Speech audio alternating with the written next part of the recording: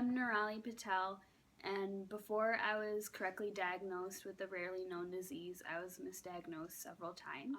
I was showing a lot of behavioral symptoms because the disease I had caused inflammation in my brain. So the symptoms of the disease are very serious, and they pretty much just alter like your personality and the way you act. So I was showing symptoms of psychosis initially. So they thought I had psychosis, and that's what they diagnosed me with initially.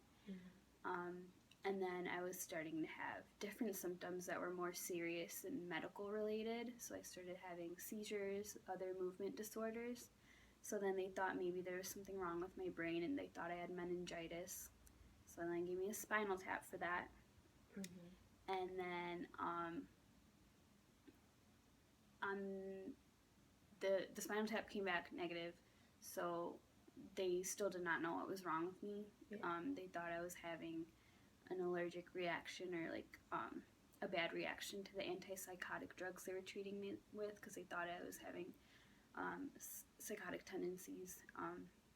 So they then thought I had neuroleptic malignant syndrome, which is a allergic reaction to antipsychotic drugs, and then eventually they correctly diagnosed me with that. But then I started having seizures, and like I said, different movement disorders and stuff like that. So that's when it started to get more like obvious that it wasn't just psychosis.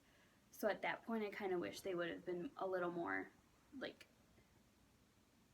they would have put a little more research into what they were diagnosing me with. Like if they didn't know what was going on, they could have, like, I don't know, consulted with other doctors, even like looked on Google. I don't know. So they found out I had a disease called anti-NMDA receptor encephalitis, and then I started having seizures, and then I had hypertension. I lost my abilities to walk and speak, so things got pretty serious pretty quickly. I would say that my family initially were going through a living hell when they did not know what was wrong with me, because they saw me go from one day being just a normal college student to 2 days later me having a panic attack and thinking that I was gonna die, because I honestly thought I was gonna die. That was part of the disease and what the psychotic symptoms brought on.